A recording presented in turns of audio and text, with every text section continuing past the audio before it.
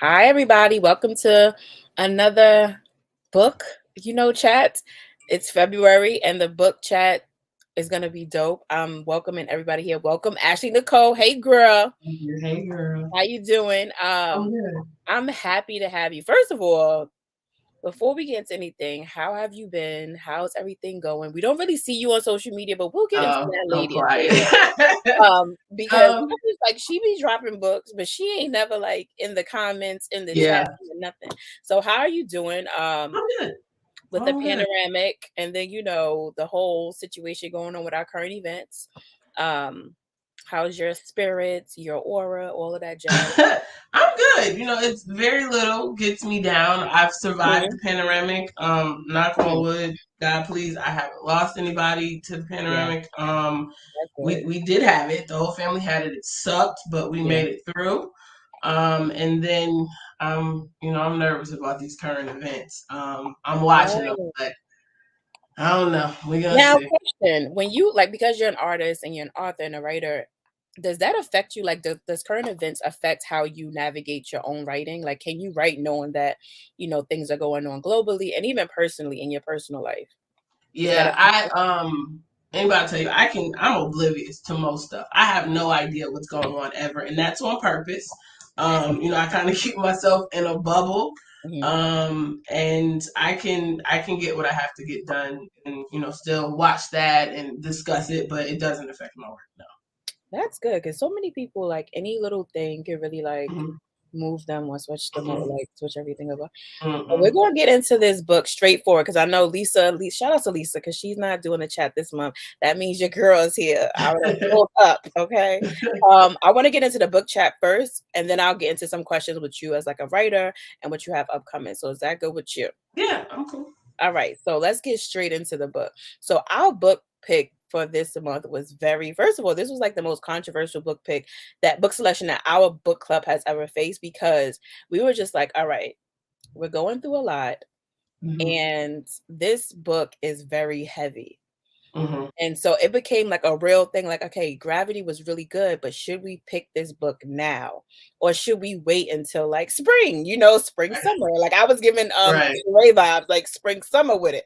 Because like Right. I said, if everybody's so like in this weird space, should we talk about it? And like a lot of like it was like a split. But then I was just like, to me, I don't think that we should wait until Mental Health Awareness Month to have books that center mental Mm-hmm. health, like mental health, Mm-hmm. because I think that's what always happens is like we'll Yep. wait until it's highlighted and then it's like once the month passes, then we don't like talk about it anymore. Right. I was like, for me, it was just kind of like, yeah, we should do it.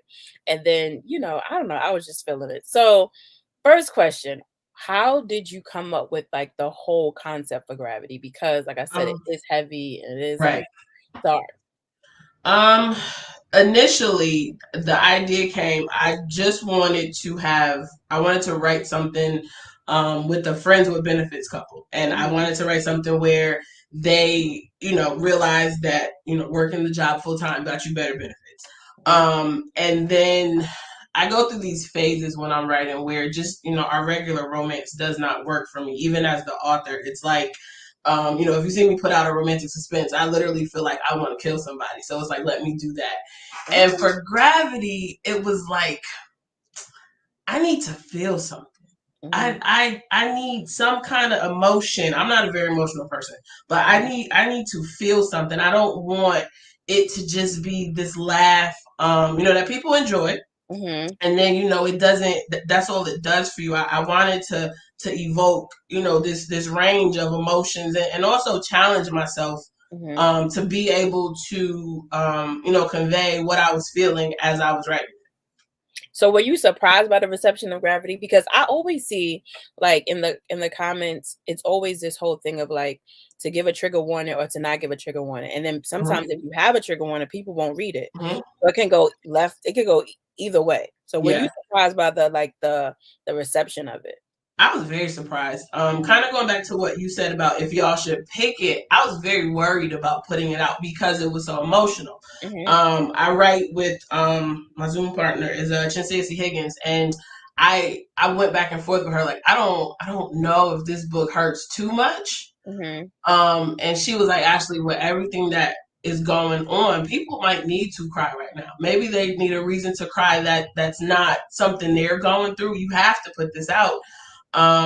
So I did, and it was like wildfire. I knew, my core audience, they like what I write.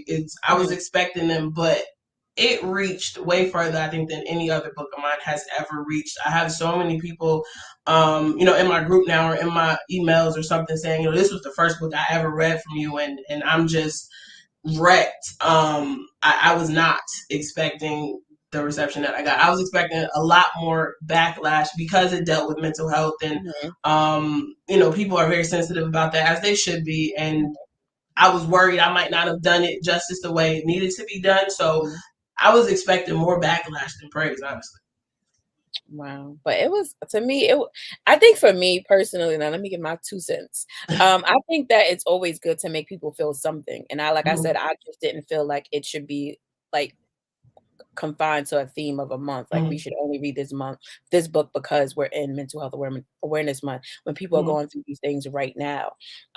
So another question I have, well, I have a couple, but mhm. how long did it take you to write Gravity? And did you use a lot of research from like mental health? Did you actually go into and start doing like a deep dive, or did it come to you naturally because you just know all this stuff, or a good imagination? Euphoria is really big right now on television, Right. so it's just like you can pull right now from so many resources Mhm. that are either online or like real to you. So like, how did you go about putting this together? Because it was like really well done. Yeah, it took me. I started it in October, and then I sat it down for a month. I was dealing with the spirit of laziness last year, so I started this. I knew I wanted to write it, and then I put it down and played around for a couple weeks, and then I went back to, I keep a folder of stories that I start and don't finish. So occasionally when nothing's working, I'll hop back in there to see if there's something that I can pull out. And there's one thing, which is actually the book that's coming out this week, that I pulled out and I reread it and I'm like, I'm gonna write this. So then I go to write that, and Gravity is sitting there blinking in the folder, and I'm like, no, no, no. I want to write this because I remember what I was feeling when I decided to write it. Mhm. As far as the research, I did none. Unfortunately, I have an experience with somebody like A. Um, Mhm. and very recently she passed away. And it was like I said, I don't deal with emotion well. So I think what I do is when I get an opportunity to put it in my work, I put it in my work, and that might be how that's my outlet. Because I Mhm. can't I'm a G. I don't let myself cry, but maybe for something that's fake, I can allow myself to feel it. And with this, I really did just let it go. I may have looked up like specific things about the disease, but I don't know if you noticed, I didn't actually name what Yeah, it you had. never I named that. I did said the I same thing. did I'm that on like, there's purpose. no Yep. that was a Yep. bubble. Like, what did she I have? did that on purpose to Mhm. protect myself from people like they would not do this. This person wouldn't do that. Mhm. I also pulled from I used to work in home health care, Mhm. and specifically the scene with the spaghetti. Mhm. I had a nurse tell me about a patient who really did that. He Yeah. said that's how he knew. He got to the house. The lady had spaghetti with Parmesan Like cheese mad, and yeah. balls around the apartment. He said he ran. So I pull from things I've heard. I pull from unfortunately experiences that I have, and just hope it kind of melds together well. That's dope because I thought that you did like this extensive amount of research. And I always feel like when people do that amount of research, half of it doesn't even go into the story anyway. You're Yeah, just doing it to make sure you have enough knowledge to speak on yeah, the subject. Um, right. so who came first, Seven or Cass? Like who was the first one that you was like, okay, I Um, have to like really go into these characters? Right. Probably seven. Because like initially it was just the idea of a friends with benefits thing, and then it became, well, what is it that's gonna happen after 6 years that would make them want to go further into this relationship? They've been doing it all this time, there needs to be some kind of catalyst for them to get closer. And it was like, okay, he needs to help her through something. Was he Mhm. gonna help her? And then 8 came, and it was just like the idea of this very strong woman who in essence doesn't have anybody to take care of her because she's so busy, you know, taking care of somebody else. And this person who she already knows, I felt like it was easier to have somebody she already knows versus some new guy she meets on the street because she probably wouldn't allow herself to with everything that she has going on. This person that she knows and in essence is her comfort, even if it's just physical comfort. He's been her comfort. So now let's let him kind of move on and help her through, you know, whatever. So 7 came first. Okay. So my question is now, this is like a big thing because I was going back and forth with this with a couple of people who read the book. Now, we all promote healthy relationships, and like that's one of the big things. It's like, oh, you got to be a whole person and you got to be like really into yourself first, love yourself first, and then you go out and give it to, you know, everybody else. So what's your take on having that whole experience? Because when you look at both these characters, they were not whole in the sense Right, of, you know, I'm happy, I'm healthy, my whole life is thriving, I have the perfect job, perfect life, right. perfect body, and now I'm going to go look for love. So what is your take on that? Um, Mm, for them specifically, mhm. I And in don't feel regular like life, like, and in yeah, in the regular regular life, life, in the regular life. For them specifically, I don't feel like they were looking. I feel like ultimately they fell into it because even down to the end, she, you know, would try to pull back. I'm not trying to encroach on your life. Where he's already like, you know, have every part of real life. I think it depends on where you are in that journey. Because for some people, getting into a relationship with somebody who may be the opposite of you kind of helps you figure out what that piece is that you're missing, that happiness that you can't find. Sometimes it doesn't work like that. So I think it depends on where you are in the journey and, you know, what you're unhappy about and what exactly is incomplete about you. And if getting somebody will help you or hurt you. that's true. All right, now keeping with that same take, do you believe in trauma bonds? Because when I read this, you know, a lot of people are like, oh, they bonded because of trauma. Do you think that they would have been a couple if they didn't have their big issues that kind of mirrored each other? Because, you know, Cass had his thing going with his ex-wife, and you got Mhm. Seven having this whole thing with her sister Eight. By the way, those names, well, how did you come up with those names? Let me ask that one question and go back to it. um, Let me tell you how crazy it was. I was reading I'm sorry, the viewers gonna be, yeah, you just jumped. But the 7 and 8, you know how long it took me? I was like, oh my God, her name is Eight, like eight, not like eight. I said it so fast and I didn't really right. like think about it when I was reading it. I'm like, wait, it's 7, 8, like 9, 10, 6, sis. How did you come up with that one? And then the spelling like Um, 7 came first again. I saw it somewhere. Any my names come from you know, articles online, random things I see on TV, that? whatever. 7 came first. And then when I decided that she was gonna have a sister, I think I had the name 8 in my notes. And I'm like, well, they sound like numbers. And it's like, you know, okay, and they need something to say that's just for them. And it was like, Mhm, you know, okay, so the 7, 8, 9, 10 was them showing that they completed each other.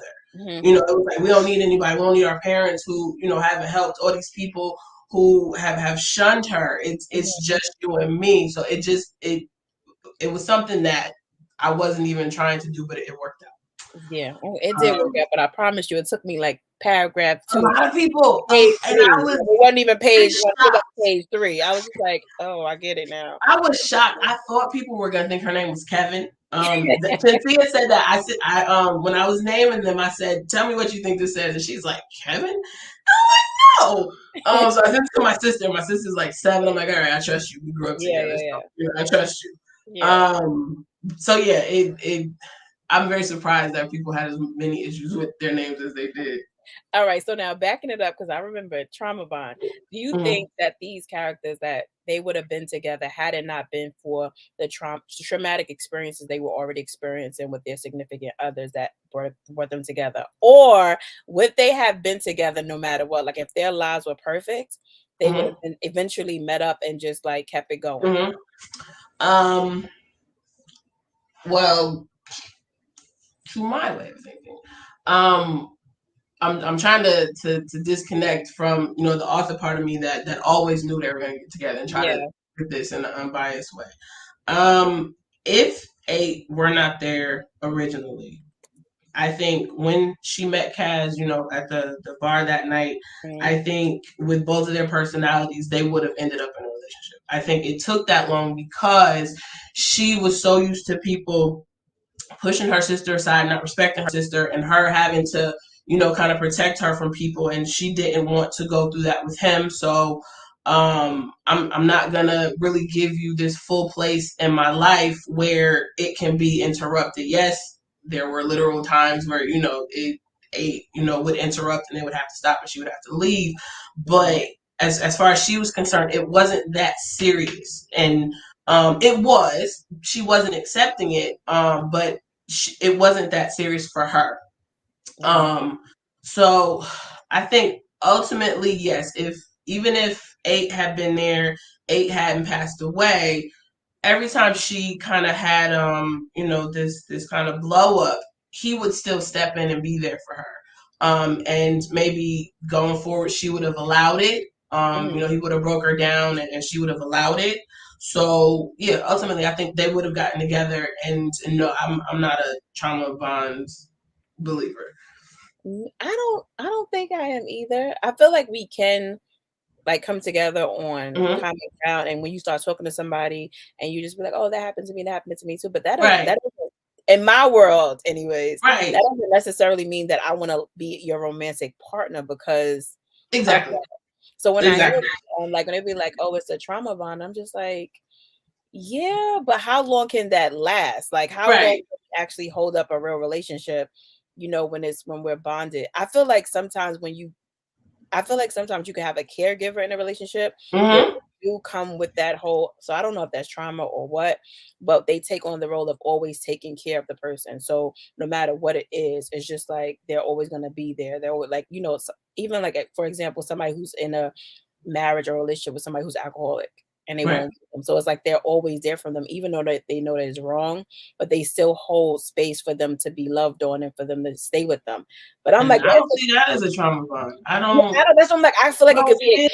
caregiver or like that whole imbalance Right. and like trauma, like that seems so like, I don't Yeah, know. I I feel think like it trauma could be that. bonding, and I don't want to offend anybody. It's another name that was made up for something, to explain something that somebody didn't like. So it's like, y'all together, and both of y'all grew up with abusive parents. Oh, you bonded over the fact that your parents were abused. No, we both want to move past it, and we're willing to love each other. I mean, unless y'all sitting there having conversations about it every single day, I, I don't subscribe to that. Yeah. So also, did we ever identify what the ex-wife what was her actual mental issue? You never identified that, or I I missed didn't. it. Because I'm No, just like, I didn't. she Again, I was like, protecting she me. was I flipping was out. Like, I mean, and right. it wasn't even on some like I couldn't even you try to act like Yeah, I'm trying to figure yeah. out, is she bipolar? Um, Does she have anger issues? Is she on yeah, drugs? Like, what is it? yeah. I think, let me see, because I that was one I definitely didn't dive into. I knew what I was where I was going with eight, but again, I didn't say it because I was trying to be careful. Mhm. With her, I feel like it was like this a rage issue as well as maybe a bit of bipolar um Mhm. disorder. And then just She purely snapped, like, she jealousy. went left, like, yeah, that's what, like, it was Yeah, like a jealous yeah, moment. She went right. to, like, that So lifetime. yeah, like a rage disorder for sure. That moment. A lot of times when I write, if there's a moment where somebody spazzes out or flips out, I have a very hard time with it because it's like I have to make this make sense, Mhm. and I didn't have that with her because it was who she was. I felt like she had been kind of tamping it down for years. I didn't go into detail with it, but to my way of thinking, she hadn't put her hands on Kaz before, but she spazzed out before. Because he said, he knew she was hard to tussle with because he'd had to do it once. So it was who she was, and that was why he knew things were going where they were That makes sense because I going. was just like, she needed to get Yeah, Pops yeah, a yeah. few Everybody said that. months. People were reading it, and it was like, I hope it's Victoria that dies, or I hope Seven puts hands on her after Seven put her hands on Mindy, and I didn't.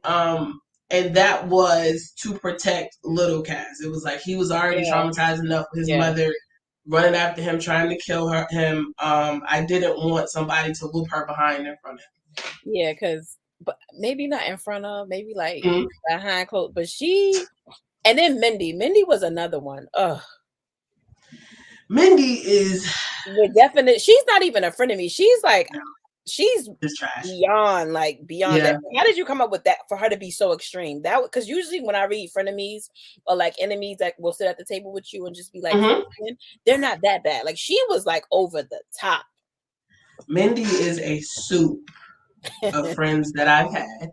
Wow. And I mean things that you see, because obviously TikTok is life right now, and I saw a TikTok about a woman who um her husband or her boyfriend, he left the house, and the TikTok was, that voiceover. It was like, what happens when he leaves the house and doesn't tell you where he went? And it was like she slashed his tires and stuff. And I just kind of took that and ran with it.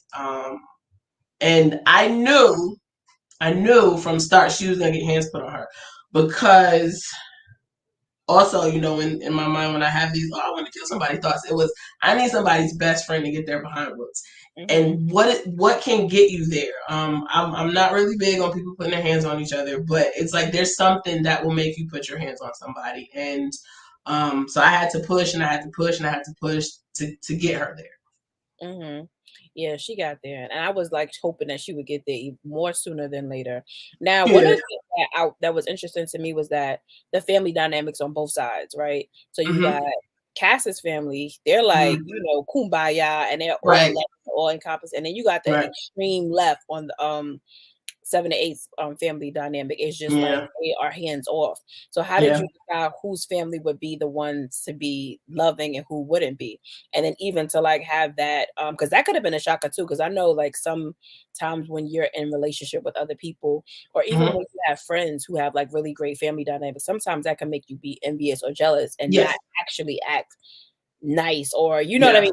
You can hmm, receive that totally wrong. So how did you create again, who was gonna have the I want to say the good family, but the family that's yeah, traditionally yeah, healthy health wise, and then the mm, family that was gonna be like, I don't know, girl, we don't know if we're gonna come to the barbecue. right. The way I set Seven Up, I knew her parents had to just be hands off. It had to be that she took on this role because nobody else, down to the two people who gave birth to her, would protect Eight. She said she had to start very early. And if they'd had supportive parents like Opal and what did I name that man? And Kaz's daddy, she wouldn't have had to do that because they would have done what they were supposed to early on. A probably would have got help way earlier, and things would have been better. She would have had more support. So I knew early on that they had to be like that. As far as Kaz's family, I didn't decide until after I wrote Eight passing away, exactly how they were going to be. I don't write in order. So I wrote that scene to get it out of the way. And then I was like, I need somebody else for Seven to connect with. Obviously, it can't be Mindy. It's not. It would be so phony for me to all of a sudden make her mother. Hmm. This great mother. What can I do? Who can I bring in? And initially, Opal was gonna be a grief counselor, and he would bring her to his mother, like, this is what she does. And then it was like, no, I needed something more personal. I need somebody who, it's not clinical for you. It really is just who you are. And honestly, I thought about my own mother. She really is that person in our family who is just this warm and just makes you feel so loved. There's, cousins and stuff be dying to see my mother, when we go do stuff. So, I wrote Opal, with the idea of her being my mother and just thinking about how, if I'm stressed or if anything, that one person is my Yeah. mother. And I think about friends that I've had, and it's like out of all their mothers, is my mother's that the one that everybody's like, I wish I had your mother. Hmm. So it's okay. Let me create that character and then, put her in front of Seven. And early on I said, like, Opal, she kind of could sense almost, in an empath way, what people were feeling. And it was like Seven, she needed somebody who could feel that with her. And and it was what she needed. So she popped up as the answer to the question, who could I get eight, seven, to be with. Okay, that makes sense. So, a little bit more steamy question. How did you move from, because I'm like, all hell is breaking loose in both of these families, right? Right, Every 5 seconds, something is happening, right? So right. I'm just like, how did you manage to make sure that the sex scenes were really steamy and the romantic scenes were romantic while having like all of this other stuff outside, like interfering with it? Because there weren't, and correct me if I'm wrong, there weren't a lot of like dates and like date nights and like Mhm. real, like, you know how you Right. sometimes read in the romantic stories where it's just Yep. like, oh, we had a date night, we had an Yep. excursion. Even when they Yep. took the sister trip, he didn't come. Like, you know what I mean? It was just 'cause at Yeah. first I'm like, oh, he's gonna pop up, he's gonna, Hmm. I like I that. never thought about that. But I actually liked him not popping up because it was Hmm. just like he understood the time that they needed. So if Right. he would have popped up, it would have changed the dynamic of the trip. However, I was Hmm. still just like, maybe she gonna say extra day, he gonna pop up. I don't know. Hmm. But so how did you but it was still like a lot of romance and a lot of intimate moments. So how did you manage to balance that? Mm, I was very careful with where I placed them. Mhm, I tried to be very strategic about it. I think anywhere that they were, it wasn't in the middle of an eight blow up or Victoria blow. We start mhm, with the very first one, and obviously they stop because eight mhm, is having little Omir. The second and third, if I'm not mistaken, it wasn't. It was before eight started spiraling. And I think in the second one, seven actually checked on eight before she went over there, and it was like, I mhm, don't really like how you sound, and if you want, I can come and be with you. Like, she's always willing to stop. mhm, mhm, But the same way seven loves eight, eight loves seven, and it's like, I don't want to take you away from that. I'm okay. So I tried to be very careful not putting it in the middle of like this whirlwind moment. mhm, Um, is probably a little bit of PTSD. When I wrote Have, Keep, Hold, Mine to Hold, mhm, Janie lived with Malcolm, and the night that they actually first got together, I think she had just gotten chased on the highway by these guys. And when I tell mhm. you, people ripped me in the reviews, like, she just got chased and almost died, and she went home and had sex. Well, yeah. So I was careful when I went to plot Mhm. these, because again, I don't write in order. I can put it's like a puzzle for me. I write the scenes that I have, and I go and I put them back in order. Um, so I just kind of, it was like a minefield, and figuring out where it made sense. Even, the final one, they Mhm. said, I think, that they hadn't done anything for 2 months, because Yeah. I couldn't wrap it around my head that this woman is doing that. And again, I'm trying to be careful with how I talk because my mother's watching. Hi, I, mom. yeah, I tried to be careful with, um, it wouldn't have made sense for, as deep and as painful as her grief was, for her to do that. These moments where she can't get out the bed and she doesn't want to take a shower and just true mourning. I don't think that would have helped at all. It would have been this momentary relief that probably would have made her feel guilty, because it's like, I'm not mourning my sister. I'm doing this because she's so selfless. So it was not easy, but I just made sure it wasn't in these hot spots.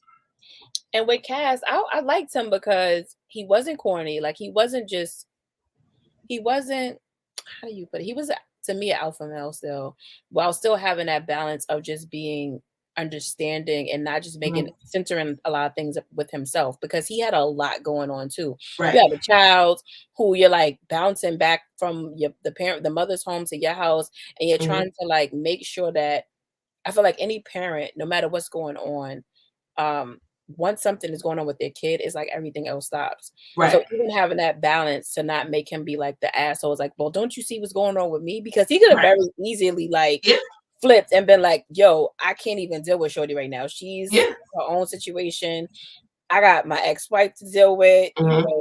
my kid is crying in the car. Like, Hmm. how did you make sure that he didn't like that the story didn't just become too focused on just him and his world, and not Right. keep that balance of him still being able to have a romance, because a lot of people can't do Yeah. Yeah.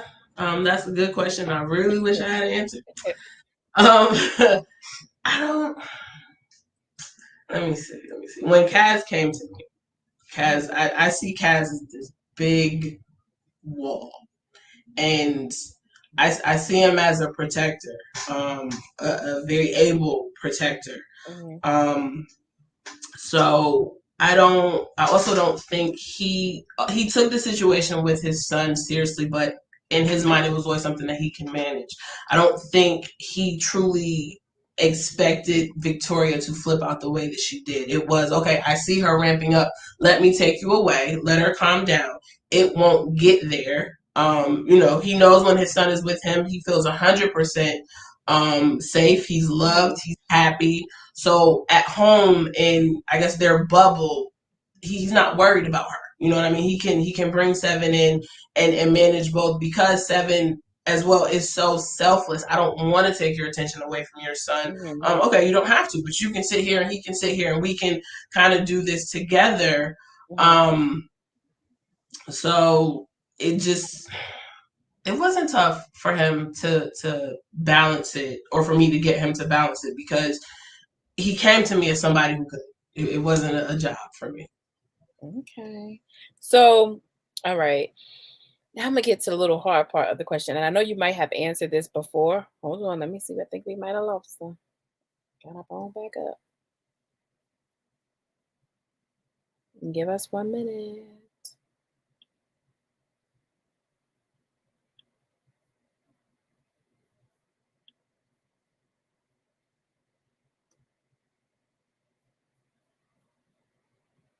All right, y'all. So give me 1 minute. I believe she just froze. So hold on. Don't go nowhere.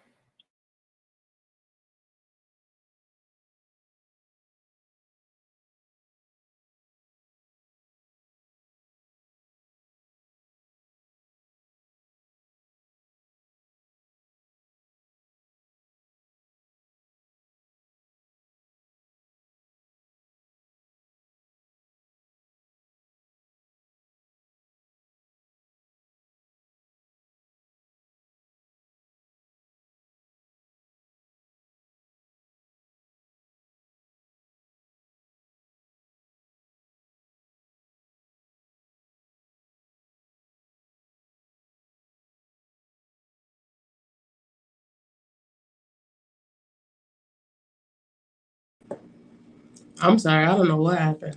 That is okay. We're back. I knew I'm like we're about to come back and I know it was just Oh, like a moment. It's yeah, okay. a blip. I'm sorry. The people, hopefully they didn't leave. Come on back in. I told them we were gonna be it was just a commercial break. That was the moment for people to get something to drink.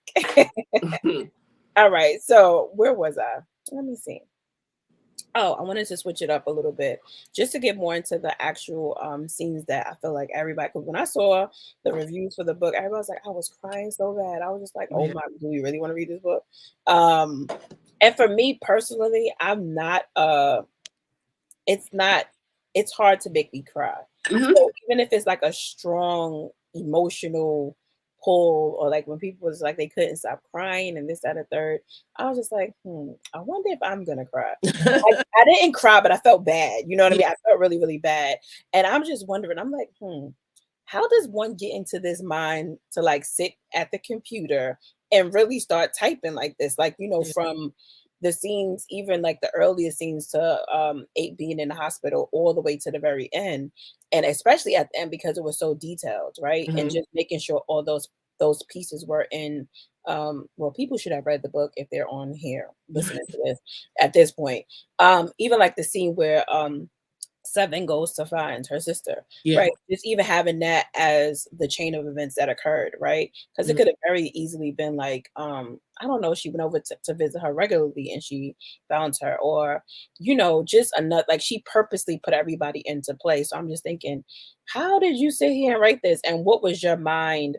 What was your mental state like? Were you Right. just writing it like a person just writing a movie, or was it like very personal to you? And how did you kind of like get into that and then get out of it? Um, it was not like a movie. I was not detached at all. Like I said, Mhm. we went through this in August. So it was very, very fresh. Um, when I first decided that 8 was going to be a character, 8 was not going to pass away.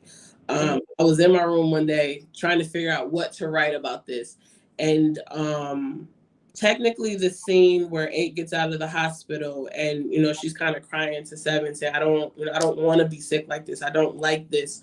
That was the first scene that came to me, mhm, and just thinking about it, sitting on my bed, I was mhm, bawling.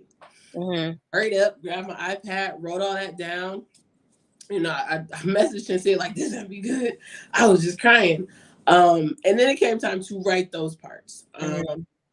And the day I wrote the death scene, I had been avoiding it, I want to say for 2 or 3 days. Wow. It was right before Christmas. I woke up, I was hormonal. I was super emotional. I sent the text because I started crying at like Christmas music. It was instrumental Christmas music. And I'm sitting there getting teary eyed. I'm like, oh my Mhm, God, I don't think I can do this today. And Shazia was like, this is the perfect day for you to do it. mhm, Um so I fought it all day. All day till maybe about 2 or 3 in the afternoon. Finally I sat down and was like, let me just do this. Let me just get this done. And it hurt. mhm, Um it hurt a lot. mhm, Um because it was, grief is universal. You can guess it, or you can't guess it. I think if you haven't fully been through it, it's very hard to understand. But it was hard. I went through like a box of tissue, and I kept having to pause and take a break because it was super heavy. It was kind of crushing. I Early in last year, I lost, 2 cousins within like days of each other. And then a couple months before that, my father's brother passed. So I had a very emotional year. Um, mhm, and I pulled from all of that. mhm, And, remembering, how you feel when you get the call that the person passed away. mhm, And it was very, very heavy. I think I probably took like a day or two off after writing that because it is a headspace that you have to get into and one that you have to get out of. And even as not emotional as I am, it it was hard. And I was worried that I didn't do it justice, that I couldn't put the words, the way they needed to be for other people to feel that, because I did want them to feel that, because I think with grief, with writing grief, having somebody have that connection just makes it even more powerful for them. mhm. So it was a lot to write. And how do you feel about, like, even having these book chats and like having to market it? Like, that was another thing. I was just like, well, you can always market something when it's like two people come together, they fall in love, they may have little problems, and all is well at the end. So how do you even feel like having these conversations over? Because I'm sure this is not going to be the first book chat or interview you talk about gravity. So it's just like, how do you, and even in the moment, be Yeah, able to sit and talk and just have, that, because it was real. It wasn't just like you had right, to sit there for a cool story, and it was, you were detached, you were very in it. To make sure you're able to still convey that this was real to you, and also after you get off of this, be okay. right. At this point, one the my favorite thing about myself is when I put out a book, it's not mine anymore. Mhm, I don't care if I wrote it. I don't care if I know it back and forth. It's not mine anymore. It's not for me to worry about. It's not for me mhm, to check. I think I give myself, 2 3 days to check the actual reviews. And then I'll wait about a month, and then I'll check more, because that's usually when new people come in and read them. So, you get more constructive criticism as opposed to people who love you, who, love everything that you do. Um, so once I hit publish and sent it away from me, it is almost like the emotions kind of went with it. I think I've read it on my own at this point maybe three times. So mhm, I've gone back through it. I mhm, do avoid the scenes with 8. mhm, It's weird now that I think about it. But it at this point it's not something that really affects me. Because instead of going back to the feelings that I had when I was writing that helped me write it, now it's more about the actual, seeing what I created, and it's like, okay, this is a work of fiction. This is not my grief. This is not my pain. So I'm not gonna walk around and carry it. Mhm. All right, we have a question. Oh, hey girl, this from Ayana. Will Hey. there be a follow-up to their story? I love to see how Cass you already said no. What, really? I feel like they could they could have but to me it did end well in Well, my we can opinion. see them somewhere else. Just like I thought I was done with Ghost and Harlow, but I was able to make that connection. We can see them somewhere else. I like the company that I'm building that Kaz and Seven work at. So the possibilities are really endless with other co-workers and pulling these characters into it. But as far as me writing anything else for them, Mhm. no, I don't have anything. I got you. All right, now we're gonna turn it to you a little bit. Now we're gonna shine a light on you. Shine a light on us. Shine a light on us. All right. I mentioned this earlier, and I really want to answer. You're not on social media like that. You got to tell me why, how come, and what's up. Like we be looking for you, girl. Where you at? I am a quiet person. It's not even about being private. It's just it's quiet and super picky with Mhm. like social media stuff. I spend a lot of time, although you don't see me there, I am there looking at stuff. And Lord forgive me, but I'm very judgy. And it's like, girl, why would you post this? This is unnecessary. This is stupid. This is that. So it's like I will go and make a post. I'll make a tweet, and Mhm. it's like, don't nobody care. So I'll take it down. I'm just very, very selective. I know, as far as especially marketing with Mhm. my books, I'm hurting myself by not doing it a lot. But I I remember, growing up watching 106 in Park, and I would hate when everybody would come up there and they'd be like, cop that, and I don't even tell people, "Oh, go buy this book." I put the link there, and if you buy it, that's on you. Imagine said that's on you. Like whatever you get, that's on Right. you. I didn't tell you to buy it. So it's part of it is I don't know everything that I need to do, and then part of it is just it's almost like it's necessary, but is it necessary since I've gotten this far, being who I am. But Mhm. I understand that there's a need, that in order to grow, I need to do that. But I don't see it happening anytime soon.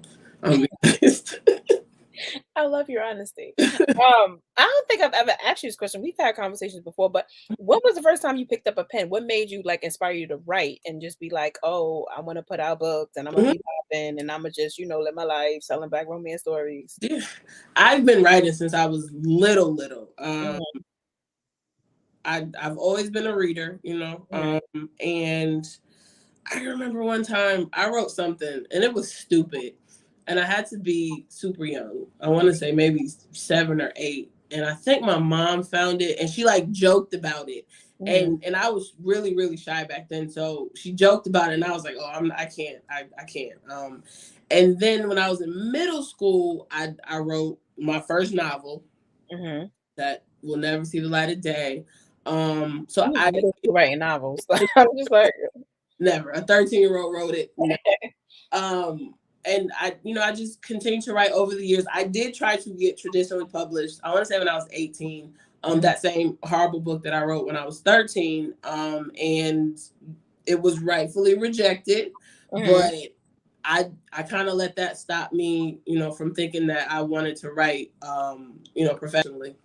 Mhm. And then Amazon popped up, and I saw how easy it was to publish, independently, and I just was like, all right, let me try. I don't really think I'm gonna do anything with this. I have a job.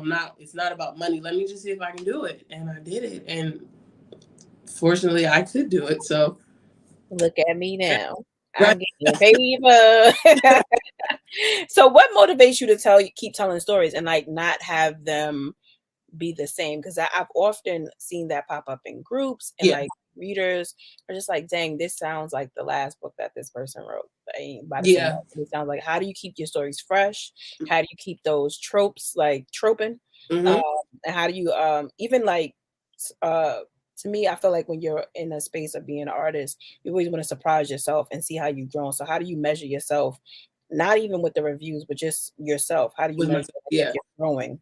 Um, Part of the reason also, outside of seeing how Amazon worked and all that, that I wanted to write was I got into a point where, no shade to anybody, traditionally published books, African Mhm, American romance books, they had this cookie cutter outline. You knew mhm, what was gonna happen. And I got very tired of that, and not seeing us. I don't think we were called millennials at that time, but not seeing millennials in mhm, romance. mhm, The way that we really were. So it is just this urge to write stories for us, mhm, so that our generation, the culture of right now, can kind of be immortalized. So in 20 years or 30 years, we can look back and, see ourselves still on paper. mhm. And as far as trying to be, to stay fresh and whatever, as far as tropes, I don't really feel like there's a new one. There's Mhm. not some new one that I can create. The best that I can do is take one and look at it from my perspective and write it from my perspective and make it me, because there's nobody else that's me. And just not kind of conform. One thing that I don't do anymore is I don't read anymore. It's Like very, books? yeah, it's very difficult.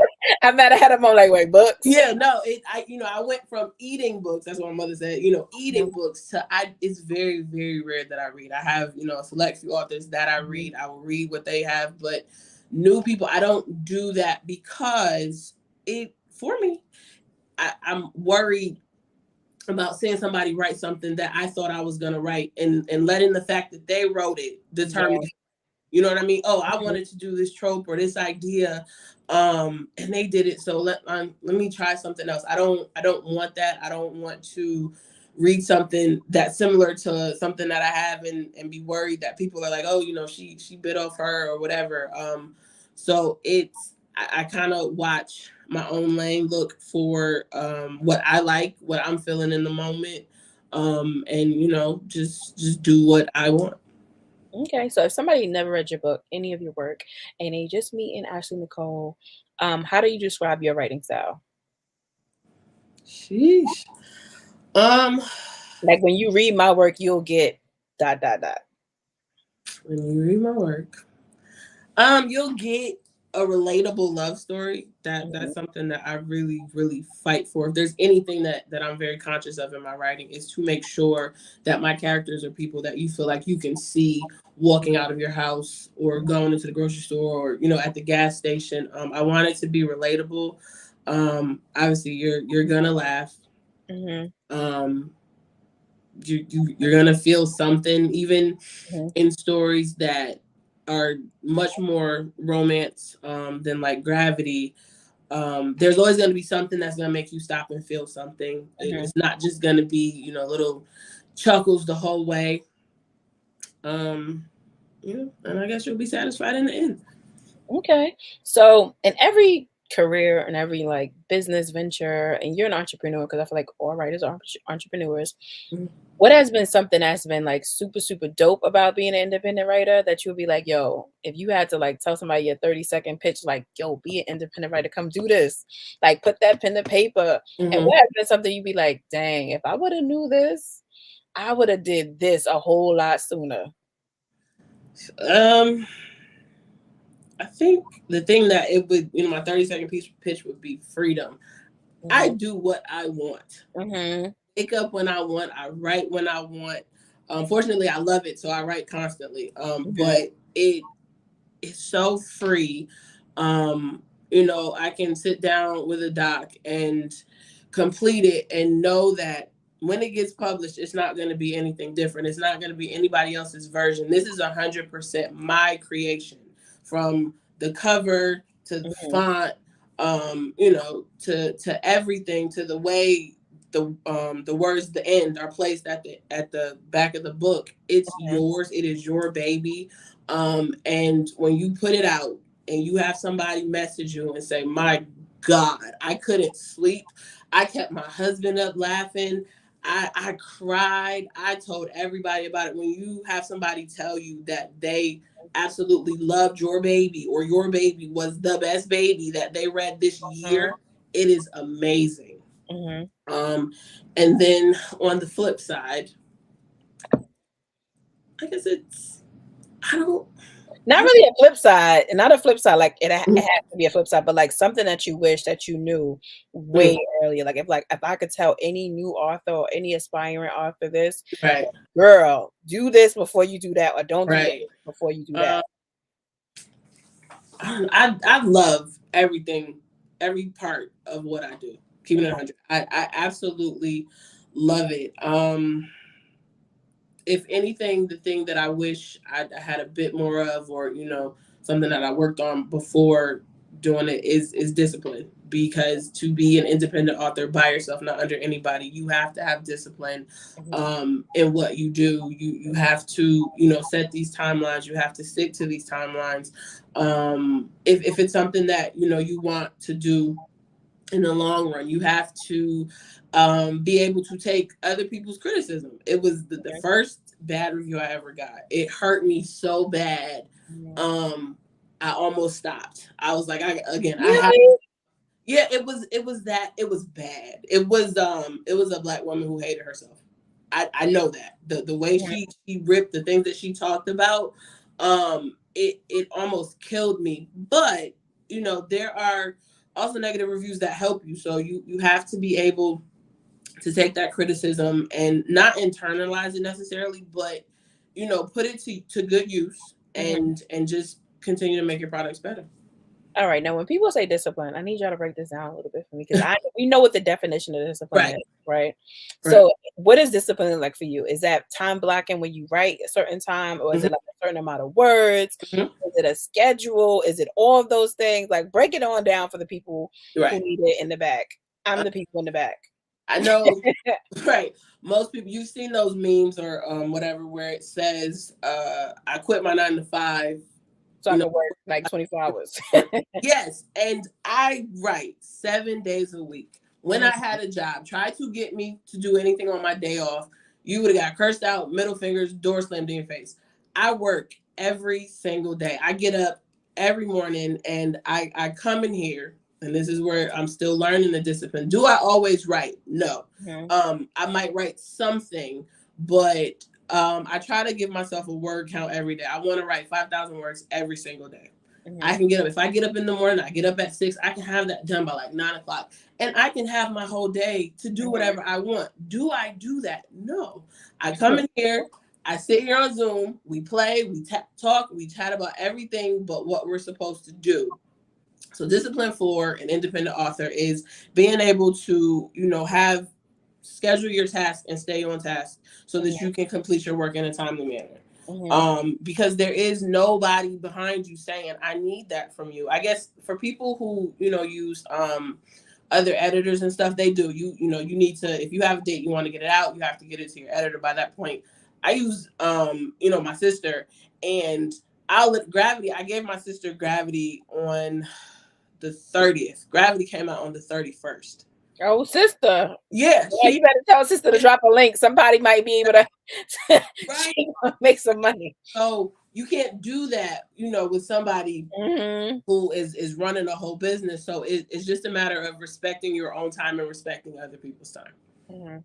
So any entrepreneurship advice, because it is about the time management, it's about the cover, it's about the editing, outside of being consistent and disciplined, is there any other advice you would be able to tell to a new author? Because I feel like they are always asking Right. questions, and I feel like authors sometimes they want to answer, but they're answering it from a place of like they've been doing it for a while. So it's just Right. like, help me from point A. Like, why are you helping me at elemental P? I'm Right. at point A, sis.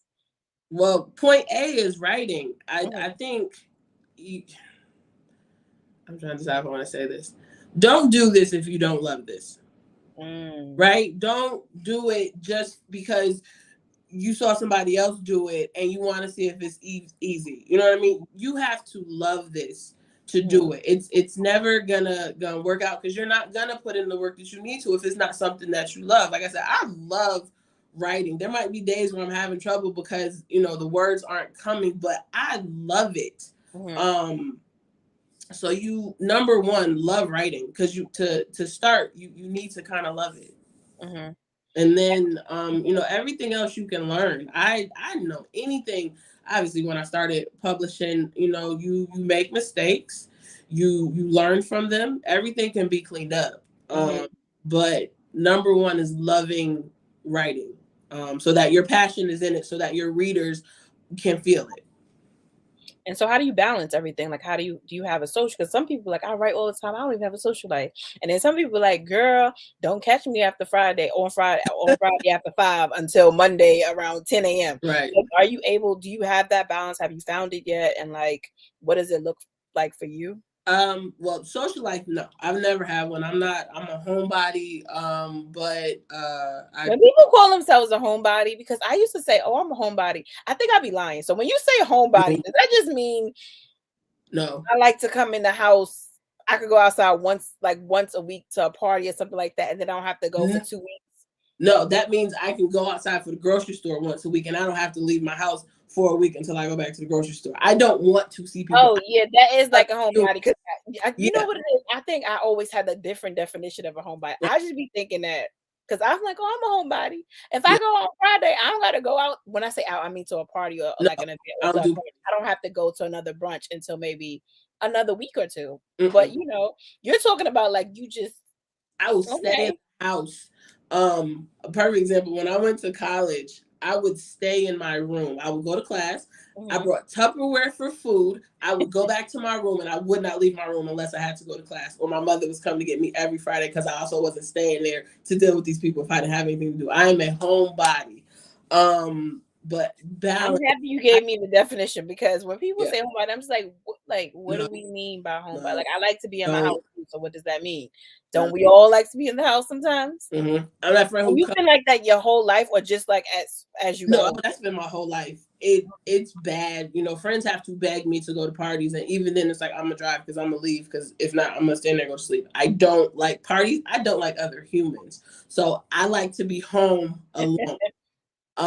So for the most part, there's balance, but I'm helping my brother raise my niece, and then I just recently got conservatorship over my grandfather. So I have a lot of stuff to do, but I will always find time to write. If I'm out all day, I will come home. If I'm dog tired, sit in this chair, even if it's just 100 words. I'm getting my words in for the day. It doesn't, you don't always have to hit that 5,000, but I have to do something.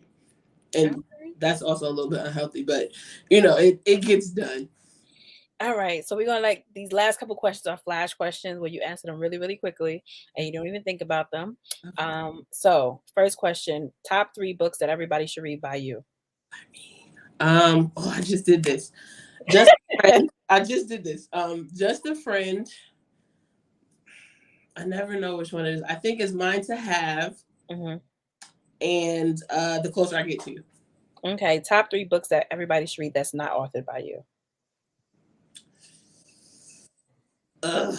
Decadence by Eric Jerome.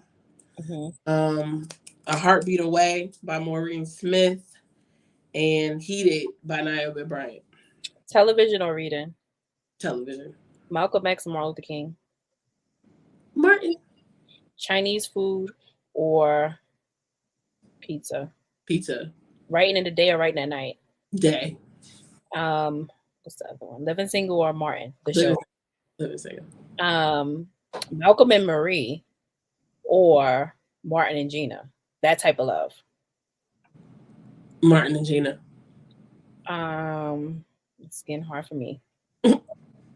Writing in ink or writing with on a tablet, like iPad? Can you? Tablet, I'm sorry. Okay.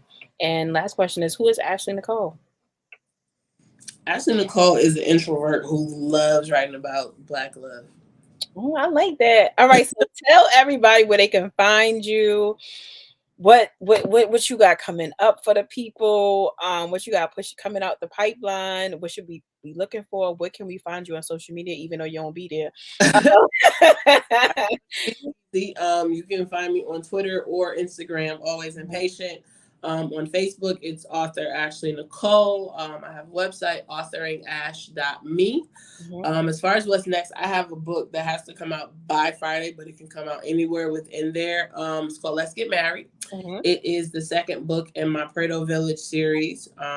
It's about a couple who have been avoiding each other their entire lives, but they end up together, and then lustiness ensues. And then I'm already deciding, next book I must stay in Prado. So we'll see.